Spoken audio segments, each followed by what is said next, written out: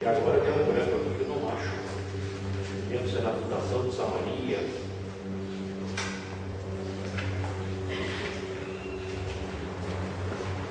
E até alguém disse assim, não, ele não morreu porque ele escreveu uma carta. Depois de elevado ao céu. A carta foi escrita antes de ele subir. Deixa eu dar continuidade, mas eu lhes dou a resposta ainda hoje, certo? Quando a irmã levantava para fazer as perguntas, as questões, ali eu acho onde está, eu tenho um recurso para achar, é que agora estou com duas coisas. Eu lembro que eu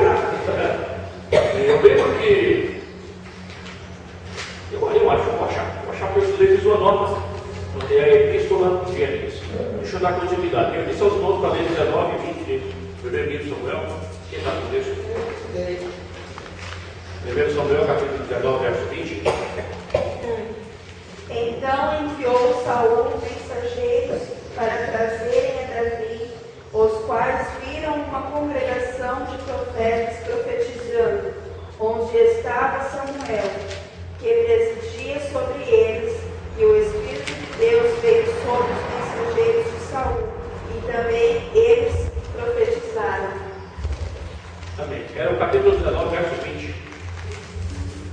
É isso? É o que você está lendo? É 19 Tá bom, Deus abençoe. Então, no texto de 2 Reis, capítulo 6:1, verificamos que os discípulos dos profetas estavam sob a orientação de Eliseu. E era com esse profeta que se buscava instrução.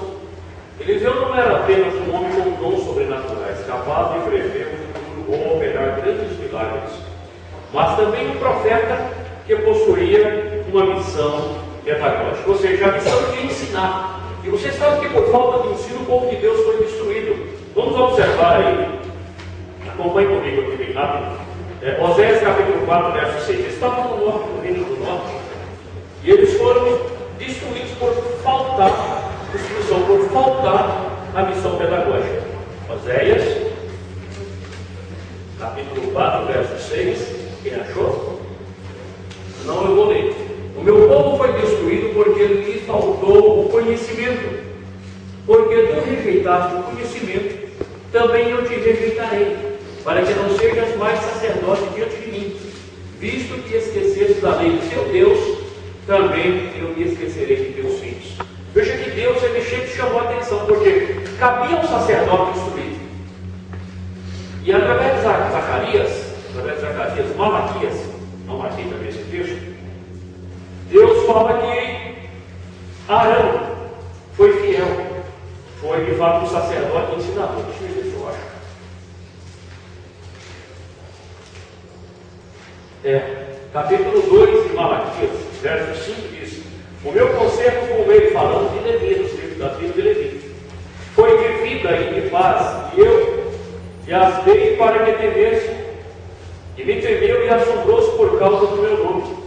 A lei da verdade esteve na sua boca, e a iniquidade não se achou nos seus lábios. Andou comigo em paz e retidão, apartou muitos da iniquidade. Porque, verso 7, porque os lábios do sacerdote guardarão a ciência, e da sua boca buscarão a lei do Senhor, porque ele é o anjo do Senhor dos exércitos.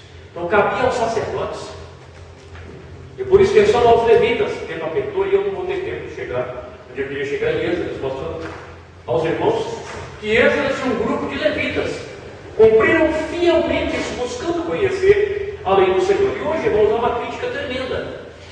É claro que você não pode, por exemplo, estudar para ficar materialista, mas imagine, os irmãos, quando que estudar a Bíblia? Eu, quarta-feira passada, estava na escala do ensino, que eu abordei aquele texto que a letra mata e o Espírito vivifica, em outro aspecto, outro assunto, porque o meu tema era as disposições, as estipulações escritas da lei, que são cumpridas pelo Espírito Santo. Jesus, ele apenas, quando ele morre, ele estabelece como Novo Testamento o sangue da nova aliança no caso está cumprido. Mas a nova aliança, na realidade, ela era escrita no coração das pessoas. E isso coube ao Espírito Santo fazer. E eu destaquei esse ponto, que não é mencionado, não é estudado nesse aspecto.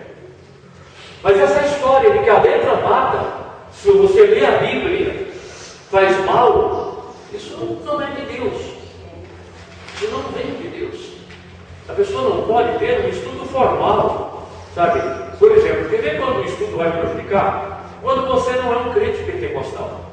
Quando você é um presbiteriano, um batista, dessas igrejas que não creem no batismo do Espírito Santo, nos dons espirituais, não creem no poder de Deus para revelar, para inspirar, aí o estudo fica seco, fica só a letra do conhecimento. É uma boa exposição da Bíblia, mas não tem vida. Percebe?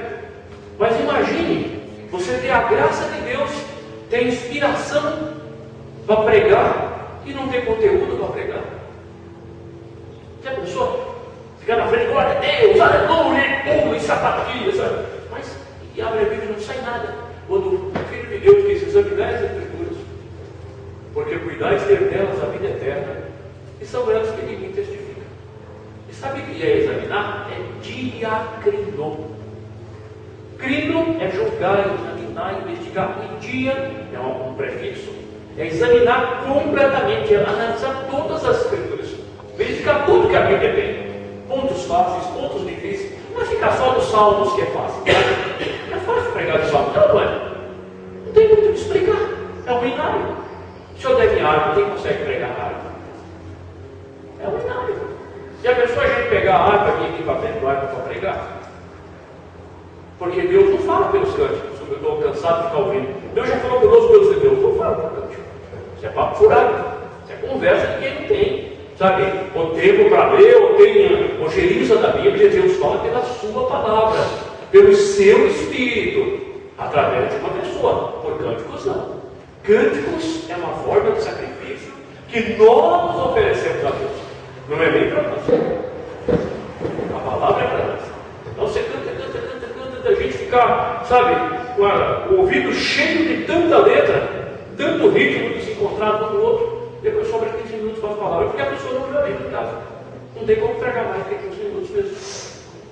Pode ver que a pessoa abre o texto, não tem muito o que ver, não tem muita coisa a enxergar, porque não estudou. Então aqui é um estudo interessantíssimo. Então aqui havia uma missão pedagógica. O segundo subtítulo, os objetivos da escola de profetas, que eram dois aqui, o treinamento, o encorajamento, e eu acrescentei o comissionamento. Eu quero chegar, pelo menos, mostrar isso aqui. Eles não era só treinar e encorajar, eles eram comissionados para algumas tarefas interessantíssimas. O segundo livro de Reis, capítulo 2, versos 15 a 16, mostra que faziam parte do treinamento das escolas dos profetas, trabalhar sobre as ordens do líder, obtendo assim permissão para a execução de cada tarefa. Vamos ler esse texto. Quando eu continuo a leitura, em outras situações, observamos que os filhos dos profetas, quando já treinados, podiam agir por conta própria em determinadas situações. Vamos ver essa na igreja. O discipulado ocorre quando aquele que foi ensinado compartilha com o outro o seu aprendizagem. No capítulo 2, no segundo livro, versos 15 a 16. Quem achou? Vendo, pois, os filhos dos profetas que estavam no trono inferior do céu, o espírito de Elias repousa sobre Eliseu, e vieram-lhe ao encontro, e se prostraram dele em terra, e disseram: Eis que com teus servos há 50 homens valentes. Ora, deixa o espírito para buscar a teu Senhor. Pode ser que o elevasse o Espírito do Senhor e o lançasse não um dos montes ou não um dos vales. Porém, ele disse: Não os enviei. Percebe, irmão? Eles aprenderam e agora eles queriam buscar Elias. Eles queriam achar Elias. Quem sabe o Espírito de Deus não tivesse levado ao céu. Jogaram num dos montes, como ele quando desapareceu por 3 anos e meio, durante a grande seca. Eliseu sabia que. Mas vê que eles eram corajosos. Então aqui, eles demonstram, no capítulo 20, veja aqui um fato interessante, verso 35 do primeiro livro de Reis. Então um dos homens, dos filhos dos profetas, disse ao seu companheiro, pela palavra do Senhor: Ora, fere-me. E o homem recusou ferir. E ele disse: Por que não obedeceste à voz do Senhor? Eis que te apartando de mim, um leão te ferirá. E como dele se apartou, um leão encontrou, eu sei. Esse profeta aqui, se nós formos levar um pouco mais, nós vamos observar que... E é interessante, eu quero destacar um outro ponto ainda nesse ponto aqui do comissionamento dele, treinamento e depois encorajamento. Veja, ele é ousado e parece que ninguém falou com ele, notou? Não foi Eliseu que deu ordem. Lê o texto com atenção. Deus fala com esse filho do profeta, ou com esse discípulo do profeta, e ele agora recebe uma missão. E a missão é assim: Deus entregou o rei de Haddad e rei da Síria na mão de Acabe. Acabe não aproveitou a oportunidade. Um ano depois os sírios voltaram, cercaram Samaria. E aí, vejam que o filho do profeta, ele vai usar uma figura teatral chamada pantomima. Ele vai se disfarçar. Então o que ele fez? Como estava em véspera de uma batalha, foi para o seu companheiro periférico, ou seja, me dá um soco no olho. Aí não é só o cooperador dar um soco no olho do outro. O que o senhor faria? Se cuidaria, né? Mas era a ordem do senhor, já podia atacar da ordem sem racionalidade do ponto de vista, né? Então chamou um homem e disse: olha, me fere. Não vou te ferir. Então, você desobedeceu a palavra do Senhor. Quando você se apartar, um leão vai. E o que aconteceu? Apartou dele. Não diz que o leão ia matar, tá vendo? Diz assim, ó: apartando de mim, um leão o encontrou e o feriu.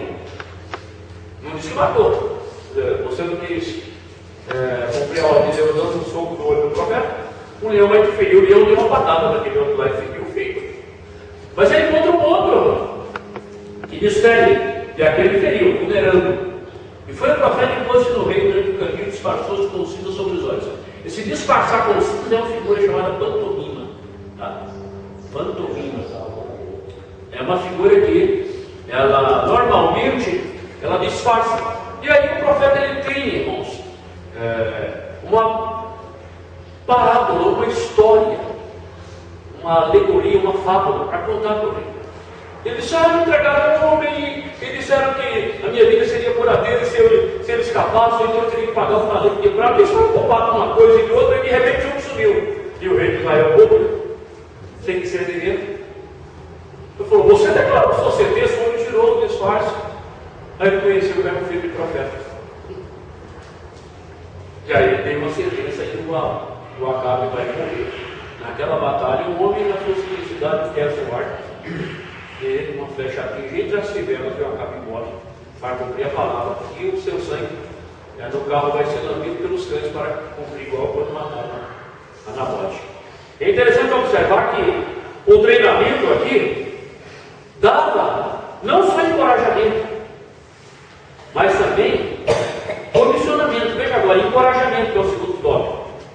Os expositores bíblicos observam que Eliseu não limitava seu ministério à pregação itinerante e à operação de milagres, mas agia também como supervisor das escolas de profeta. Ele fornecia instrução e encorajamento aos jovens que aqui estavam. O contexto de 1º e 2º livro de Reis não deixa dúvida que Elias e Eliseu muito preocuparam-se em transmitir às gerações mais novas o que haviam aprendido do Senhor nestas escolas. Portanto, esses alunos eram encorajados a buscar uma melhor compreensão da palavra de Deus. Não há objetivo maior para um educador do que encorajar o educando a buscar a excelência